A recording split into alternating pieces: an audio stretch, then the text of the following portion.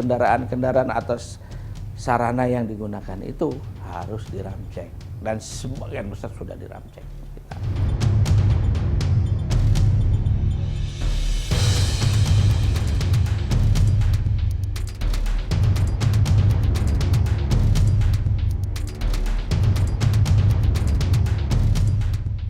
Edukasi ke masyarakat, menjadi good passenger, jangan jadi bad passenger.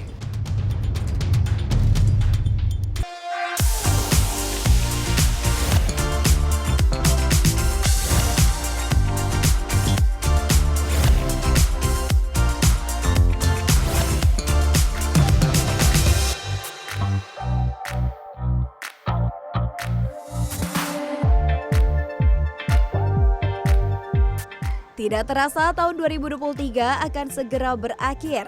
Momen akhir tahun dimanfaatkan masyarakat untuk pergi liburan Hari Raya Natal sekaligus merayakan tahun yang baru.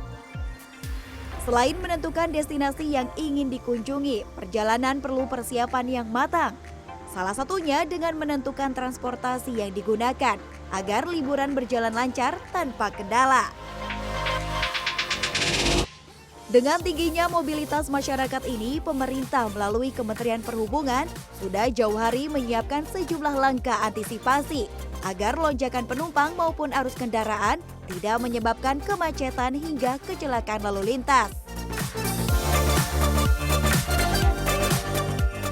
Jumlah pergerakan masyarakat pada masa Nataru 2023-2024 mengalami kenaikan 143% dibandingkan Nataru pada 2022-2023. Survei Badan Kebijakan Transportasi menyebut sekitar 107 juta orang lebih akan bergerak dengan 35% menggunakan kendaraan roda 4 dan 18% menggunakan kendaraan roda 2. Kita di kementerian sudah berkolaborasi menyiapkan semua kebutuhan prasarana. Contoh misalnya di angkutan darat kita sudah mempersiapkan kurang lebih 46.000 lebih kendaraan bus yang bisa untuk digunakan oleh masyarakat selama liburan Nataru ini. Tuh, kemudian ada pesawat kurang lebih 444 kalau nggak salah pesawat disiapkan.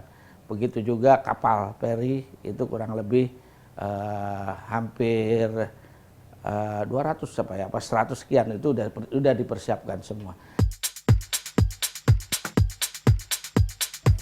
Pada ruas jalan tol, Jasa Marga sebagai badan usaha jalan tol memprediksi jumlah kendaraan keluar wilayah Jabodetabek pada 18 Desember 2023 sampai 4 Januari 2024 sebanyak 2,88 juta kendaraan atau naik 14,2% terhadap lalu lintas normal.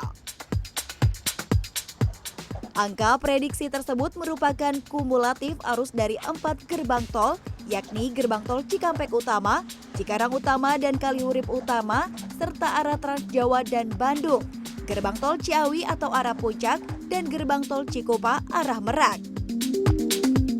Salah satu ruas yang berperan penting dalam kelancaran menuju jalur selatan adalah tol MBZ menuju Cikampek. H-10 nihil dari beberapa pekerjaan, kecuali pekerjaan-pekerjaan perawatan, kemudian pembatasan kendaraan, terus kemudian persiapan kami adalah menambah jumlah dereknya, Mbak. Pada masa Nataru, Jasa Marga meningkatkan layanan preservasi, layanan operasional, rest area, hingga pengoperasian ruas baru. Mulai penambahan personil hingga jumlah unit mobil derek dan kendaraan operasional lainnya. Namun yang paling penting adalah kondisi prima para pengendara dan kendaraannya, serta menyiapkan saldo kartu non-tunai yang cukup guna menghindari antrian hingga kemacetan. Selain kami menghimbau di seluruh channel-channel informasi yang kami miliki, kami juga menyiapkan petugas di gerbang tol di beberapa titik apabila ingin dilakukan top up dan juga di rest area. Namun kami sangat menghimbau dan meminta tolong bantuan dari seluruh masyarakat yang akan menggunakan jalan tol untuk memastikan kecukupan tersebut.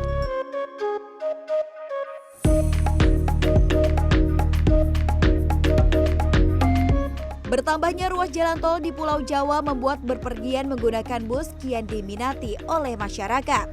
Salah satunya di Terminal Terpadu Pulau Gebang yang memprediksi kenaikan jumlah penumpang 2 kali lipat dari hari normal.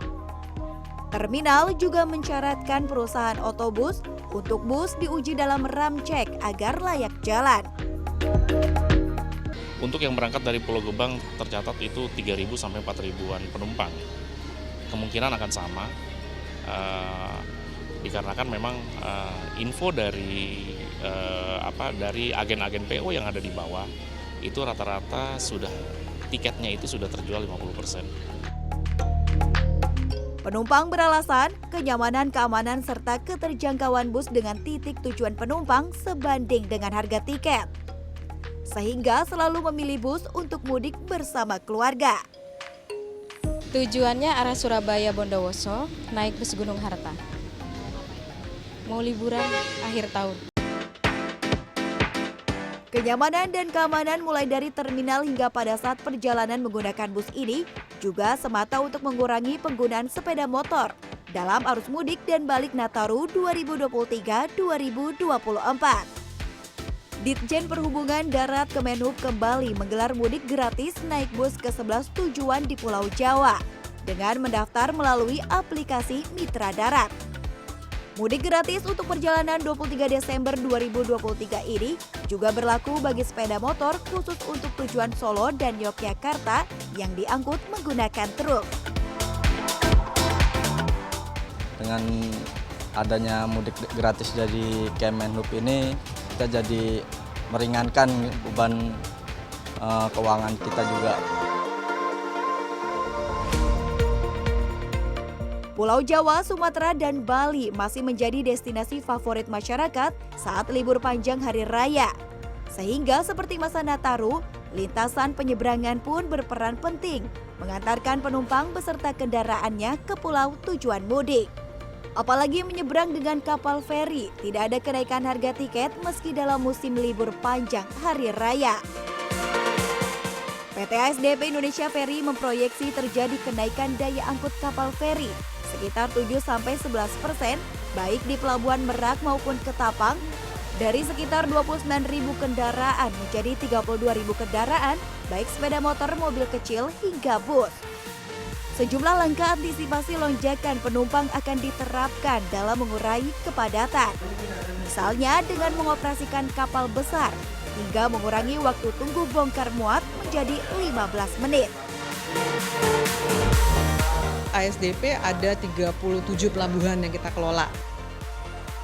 Untuk posko Nataru ini ada 12 lintasan yang kita monitor gitu ya, karena memang itu adalah wilayah-wilayah yang memang kami anggap cukup akan terjadi peningkatan. Misalnya juga kalau daerah pariwisata Danau Toba misalnya itu juga merupakan salah satu lintasan yang kita monitor untuk Nataru ini.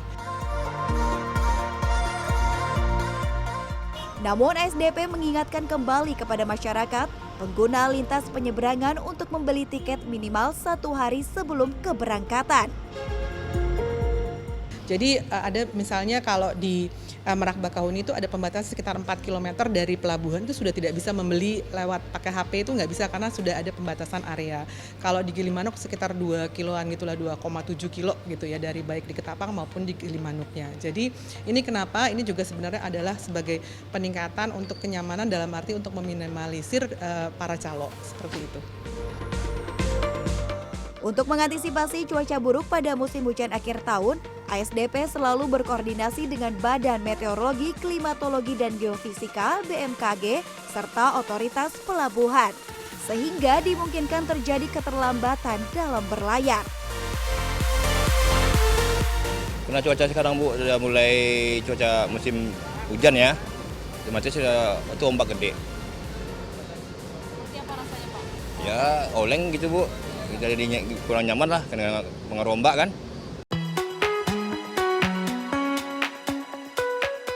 Demi kelancaran dan keselamatan pengguna jalan, Direktorat Perhubungan Darat Kemenhub menyiapkan sejumlah pengaturan dan pembatasan. Sesuai dengan surat keputusan bersama Korlantas Polri dan Kementerian PUPR 5 Desember 2023.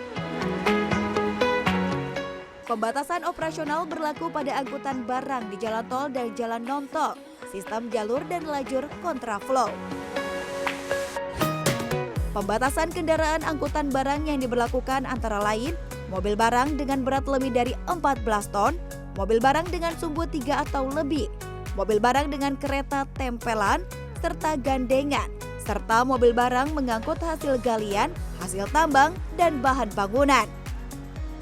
Pengecualian berlaku pada angkutan BBM, BBG, hantaran uang, hewan dan pekan ternak, pupuk, dan barang pokok. Catat juga waktu kapan kepolisian akan memberlakukan sistem kontraflow pada arus mudik dan balik Nataru 2023-2024. Pengaturan dan pembatasan juga berlaku di lintas penyeberangan. Dengan begitu, mulai 22 Desember 2023 hingga 2 Januari 2024, kendaraan roda 2, roda 4, dan bus menjadi prioritas. Yang krusial saya kira nanti di pelabuhan, kalau pimpinan di pelabuhan menyatakan bahwa kapal tidak bisa berangkat, maka kami berharap teman-teman pemudik, teman-teman operator itu bisa memahami. Karena harapannya adalah lebih baik tidak berangkat daripada nggak pernah sampai.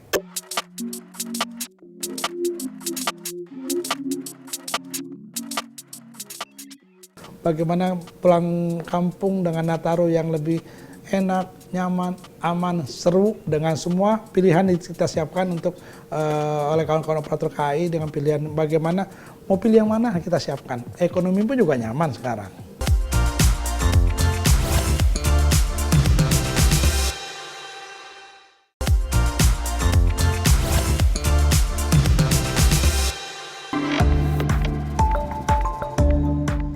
Liburan santai di akhir tahun bersama keluarga menjadi hal yang paling dinantikan. Seperti Priza yang memilih ke Semarang, Jawa Tengah bersama dengan 6 anggota keluarga lainnya. Meski ditempuh dalam waktu 6 jam, naik kereta api membuatnya menikmati beragam pemandangan selama perjalanan. Apalagi didukung oleh fasilitas di dalam kereta api yang membuat nyaman penumpang. Jadi fasilitas liburan ke Semarang diadain oleh KAI itu udah cukup nyaman. Juga untuk fasilitas toiletnya juga bersih dan perjalanan selama 6 jam atau 7 jam juga nggak kerasa. Cuman untuk saya mungkin stok kontaknya atau tempat portable chargernya mungkin ditambah lagi.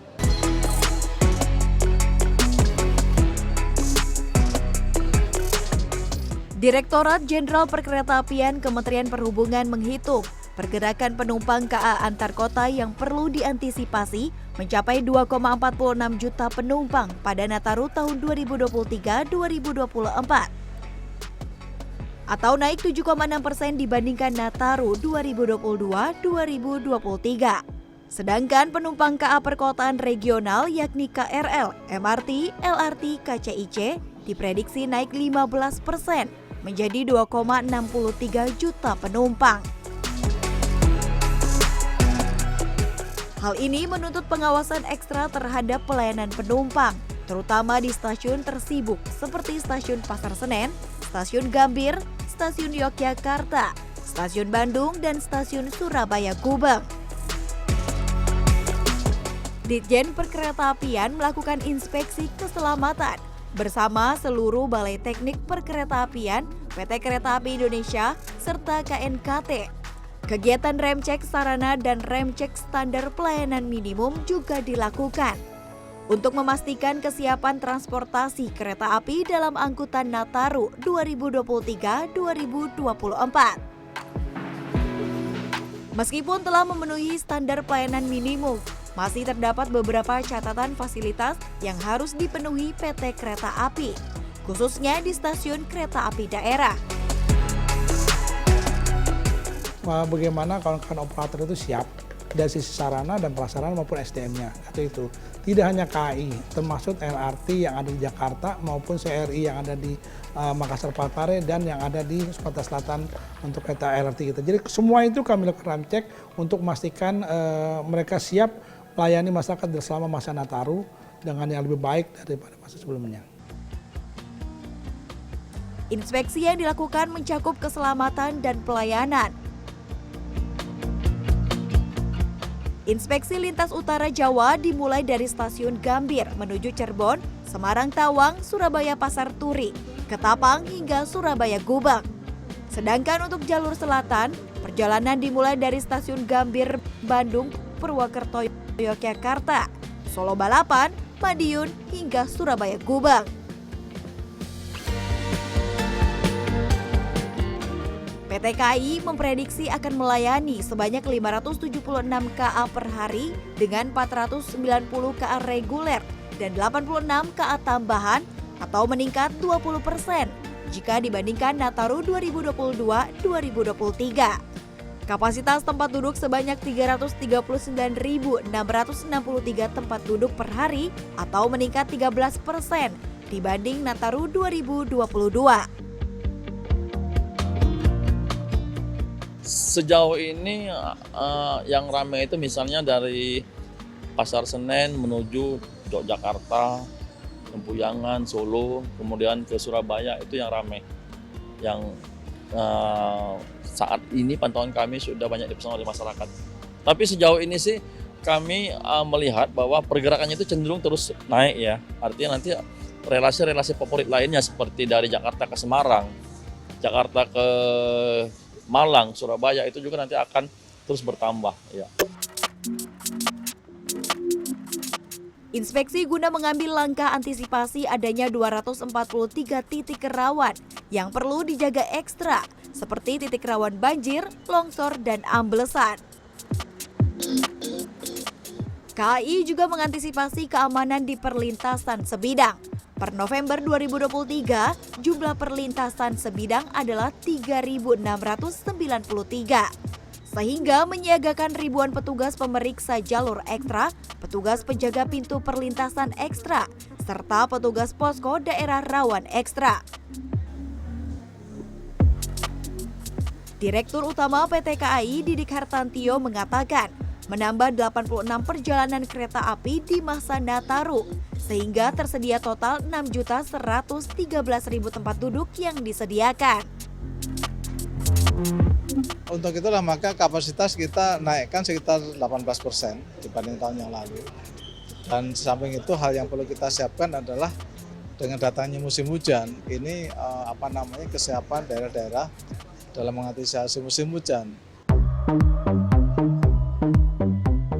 Dirjen Perkeretaapian mengimbau agar masyarakat menggunakan kereta api dalam perjalanannya guna menghindari risiko kecelakaan lalu lintas. Angkutan motor gratis kembali diselenggarakan pada Nataru kali ini. Karena hasil survei Badan Kebijakan Transportasi BKT Kemenhub, estimasi penggunaan sepeda motor pada angkutan Nataru 2023-2024 dari wilayah Jabodetabek berjumlah 1,73 juta penumpang.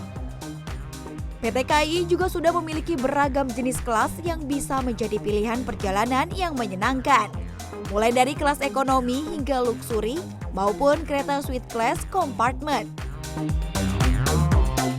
Bagaimana pulang kampung dengan Nataru yang lebih enak, nyaman, aman, seru dengan semua pilihan kita siapkan untuk oleh kawan-kawan operator KAI dengan pilihan bagaimana mau pilih yang mana kita siapkan. Ekonomi pun juga nyaman sekarang. Kalau menurut saya sekarang kereta api Indonesia ini udah banyak perubahan ya.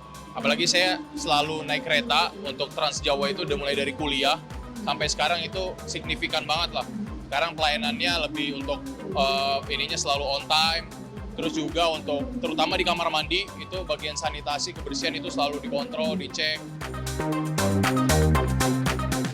Rencanakan perjalanan dengan matang. Pastikan input data pemesanan tiket online dengan benar, seperti nama, nomor KTP, stasiun keberangkatan dan kedatangan, serta jadwal keberangkatan. Siapkan waktu tiba di stasiun keberangkatan agar tidak tertinggal kereta. Calon penumpang juga diimbau tidak membawa barang terlalu banyak, serta tidak membawa perhiasan yang mencolok.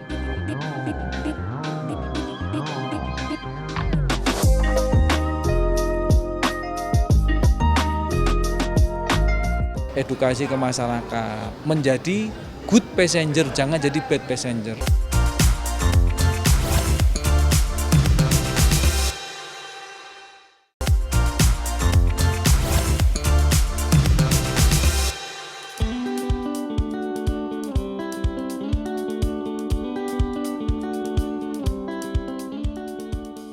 Bagi masyarakat yang merayakan Natal dan Tahun Baru di luar Pulau Jawa dan Sumatera, transportasi laut menjadi pilihan yang tepat. Selain ekonomis, berlayar dengan kapal memberikan pengalaman perjalanan yang menyenangkan. BUMN Pelayaran PT Pelni Persero misalnya, telah menyiapkan sarana kapal yang telah melewati proses docking dan rem cek, serta prasarana kapal yang memadai. Misalnya petugas kebersihan, tim medis, pendingin udara ruangan, konsumsi, hingga hiburan band di atas kapal dan TV layar besar. Tak lupa pelindung keselamatan dengan tersedianya life jacket dan sekoci yang bisa menampung 150% lebih dari total kapasitas penumpang. Manajemen meminta untuk memberikan pelayanan yang terbaik kepada seluruh penumpang kita gitu ya. Tenaga pengamanan security dan khusus peak season baik Nataru maupun Lebaran kami menambahkan pengamanan yaitu teman-teman personil dari TNI Angkatan Laut dan polisi. Dirjen Perhubungan Laut Kemenhub Kapten Antoni Arif Priadi meminta agar para penumpang kapal bisa menjaga kebersihan dan ketertiban bersama, agar merasa nyaman selama perjalanan yang berhari-hari, salah satunya agar mematuhi aturan di dalam kapal. Edukasi ke masyarakat, menjadi good passenger, jangan jadi bad passenger, ya. Ia memprediksi akan ada lonjakan volume penumpang di sektor angkutan kapal sebesar 5% menjadi 2,4 juta orang dibandingkan Nataru 2022-2023. Penumpang kapal laut akan paling banyak menuju Sulawesi Utara, Kepulauan Riau, Maluku, dan Papua, serta pelabuhan tujuan Benua Sanur, Lembar, dan Labuan Bajo. Untuk mengantisipasi lonjakan tersebut, Ditjen Perhubungan Laut menyebut tersedia armada angkutan laut sebanyak 1.354 kapal dengan kapasitas 242.000 penumpang. Dirjen Arif Priadi memastikan seluruh armada kapal dalam keadaan laik laut dan mampu mengantisipasi cuaca ekstrim, mengingat keselamatan pelayaran tidak dapat dikompromi. Dan ini memang perlu edukasi ke masyarakat. Masyarakat tuh nggak mau tahu, maunya berangkat aja. Serba salah, tapi oke lah kita nanti ini kalau kapal nggak berangkat kan masyarakat juga nggak bisa berangkat. Nah itu kira-kira. Jadi cuaca itu nggak bisa dilawan, tapi yang bisa hanya disiasat. Di atas kapal itu juga ada sistem pemantau cuaca, yaitu AWS, Automatic Weather Station, di seluruh kapal kami, sehingga seorang nahkoda itu sebelum menjalankan kapalnya itu dia sudah tahu cuaca di sepanjang pelayaran yang akan dilayari nahkoda tersebut sampai dengan cuaca di pelabuhan tujuan. Ditjen Perhubungan Laut meminta fasilitas pelabuhan menjadi perhatian para UPT dan operator. Sedangkan perusahaan pelayaran diminta dapat memperbarui informasi terkini terkait jadwal kedatangan dan keberangkatan kapal, baik di pelabuhan atau melalui media sosial. Pada mode transportasi udara, Ditjen Perhubungan Udara mendata akan tersedia 444 unit pesawat udara yang terdiri dari 357 pesawat jet dan 87 pesawat propeller. Angka tersebut lebih dari cukup untuk melayani kenaikan jumlah penumpang 19% dibandingkan Nataru 2022-2023.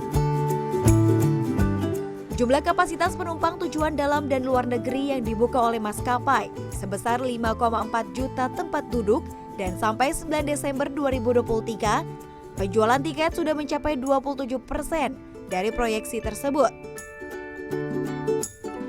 Sementara itu, tiket penerbangan domestik paling banyak terjual untuk destinasi Bali, Medan, Surabaya, dan Yogyakarta. Sedangkan penerbangan luar negeri paling banyak terjual menuju Jeddah, Melbourne, Singapura, dan Sydney. Untuk keberangkatan, puncaknya tanggal 22, perakhiran kami. Kemudian untuk kepulangan 2 Januari. Kalau rute favorit tetap ke Bali. Cengkareng dan Pasar masih tetap tertinggi, dan untuk luar negeri tetap Cengkareng Singapura, namun demikian Cengkareng Singapura ini enggak orang lari-lari ke Singapura tok, tapi kayaknya ke beyond negara ketiga setelah Singapura.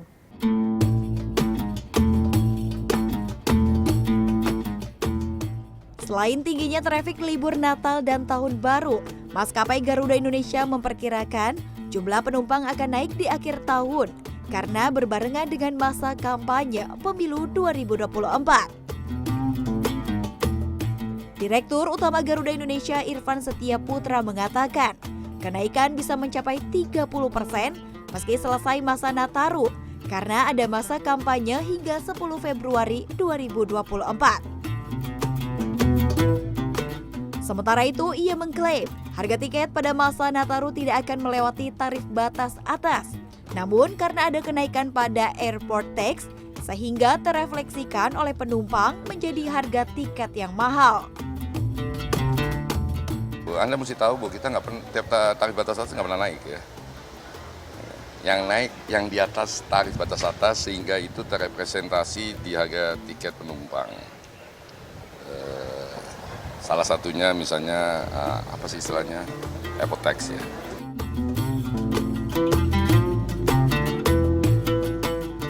Ya, merespon keluhan masyarakat terkait tiket penerbangan yang dianggap mahal, Ditjen Perhubungan Udara menyebut tidak terjadi kenaikan harga tiket penerbangan sejak 2019 maupun pada masa Nataru 2023-2024. Adapun harga yang meningkat dikarenakan kondisi high season yang membuat maskapai menyentuh harga jual ke tarif batas atas akibat tingginya permintaan. Ditambah adanya tuslah akibat faktor kenaikan harga bahan bakar, pajak bandara, dan waktu pemesanan tiket. Saya lebih suka mengatakan bukan mahal ya, tapi melewati tarif batas atas atau tidak. Ketika melewati tarif batas atas tentu kami memberikan sanksi. Ketika melewati tarif batas bawah kami juga memberikan sanksi. Tapi mahal dan murah itu kan objektif ya. Tuslah masih kita berlakukan 25% untuk propeller ya. Untuk jet itu kalau nggak salah 10%. Sementara itu, Angkasa Pura II sudah mengantisipasi sibuknya bandara pada masa Nataru 2023-2024 diperkirakan naik hingga 20%. Atau artinya bisa mencapai 280.000 penumpang per hari dengan rata-rata 1.500 penerbangan.